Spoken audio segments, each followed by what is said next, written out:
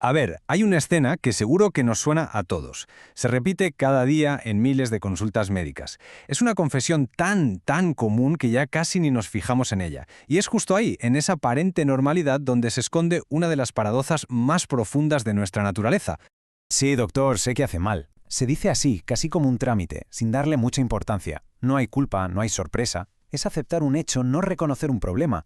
Y es justo aquí, en esta calma tan desconcertante, donde empieza de verdad todo el misterio. Y aquí es donde el ensayo nos lanza una metáfora que la verdad es brutal. La consulta es la escena de un crimen. El arma se conoce perfectamente, el daño está más que anunciado y el responsable está ahí mismo, confesando. Y aún así, el crimen se sigue cometiendo, una y otra vez, a plena conciencia. Venga, pues vamos a meternos de lleno en esa escena del crimen diario. ¿Qué es lo que pasa realmente en esa conversación para que saber que algo nos hace daño no sea suficiente para que dejemos de hacerlo?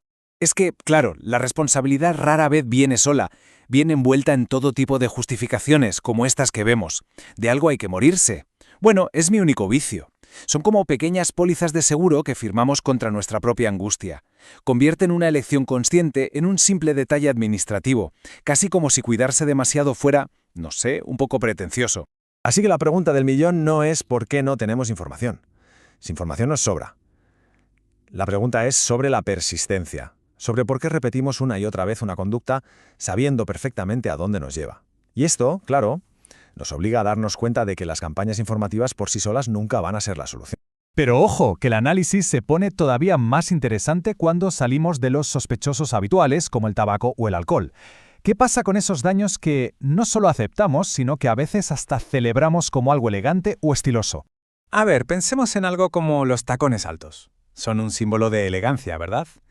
Pues bien, desde el punto de vista de la biomecánica, son una auténtica tortura silenciosa.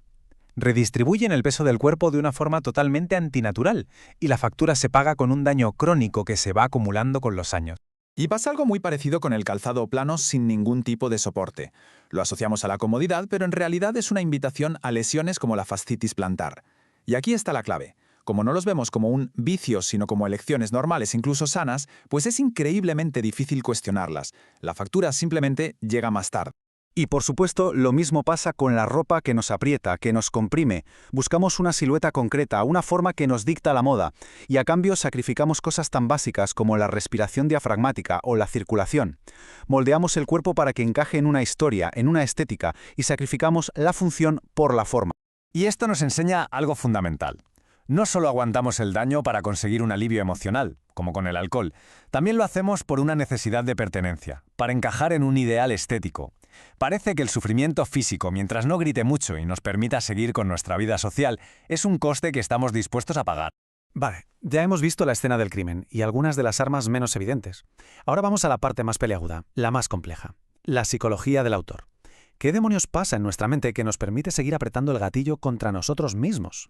Aquí entra en juego una idea clave, que respaldan economistas como Daniel Kahneman, y es que nuestro cerebro está fatalmente diseñado para esto.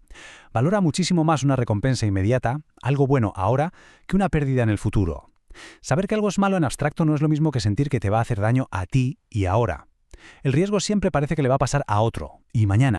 Claro, esto nos lleva a una pregunta bastante incómoda. ¿Y si el daño no es solo un riesgo futuro? ¿Y si está pasando ya, en este mismo momento? Saberlo con detalle nos haría responsables. Y, seamos sinceros, la responsabilidad es mucho más incómoda que esa ignorancia que elegimos a veces.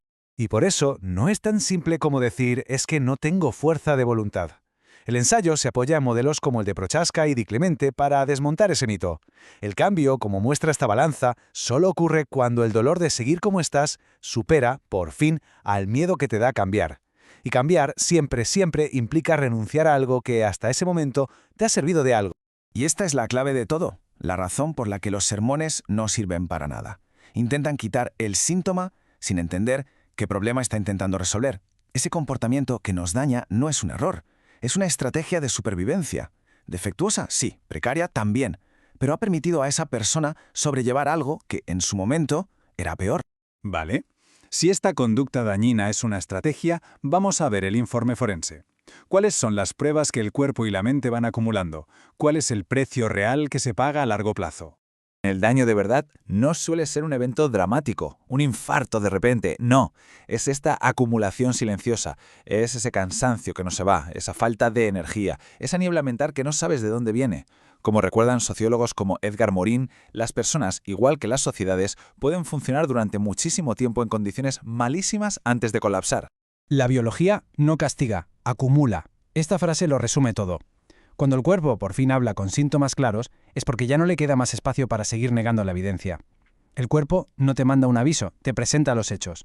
El resultado no es una tristeza de llorar a mares, sino un vacío generalizado, una erosión del sentido. Toda anestesia que se alarga tiene un coste, te empobrece la vida. Te quita la angustia, sí, pero también te apaga las preguntas, te aplana el deseo. Se sobrevive, pero a media intensidad. Y esta frase, que se oye tantísimo, no estoy deprimido, solo cansado, lo clava. Captura perfectamente ese impacto sutil pero demoledor de vivir a medio gas. Es el diagnóstico no oficial de nuestra época. No es una herida abierta, es una lenta erosión de la motivación. Bueno, y después de analizar la escena, las armas, los motivos, ¿cuál es el veredicto en esta investigación sobre nosotros mismos? ¿Hay alguna salida que no sea el típico sermón o el sentimiento de culpa? Pues fíjate, el ensayo no nos ofrece una redención de película ni una solución mágica. Propone algo mucho más modesto y, la verdad, mucho más humano: la lucidez suficiente.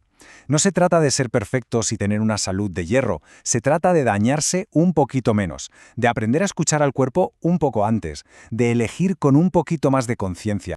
Al final, la medicina no puede salvar al mundo de sí mismo, pero sí puede hacer algo muy valioso: poner un espejo honesto delante de la gente. Y a veces, solo a veces, esa imagen, sin juicios ni sermones, es suficiente para que alguien decida dejar de hacerse daño. No por fuerza de voluntad, ni por ser mejor persona. Simplemente porque esa estrategia, esa conducta, ya no le hace falta. Lo que nos deja con una última pregunta, una que ya no es para el ensayo, sino para cada cual. ¿En qué parte de nuestra vida seguimos diciendo «sé que hace mal» y actuando como si en el fondo no importara?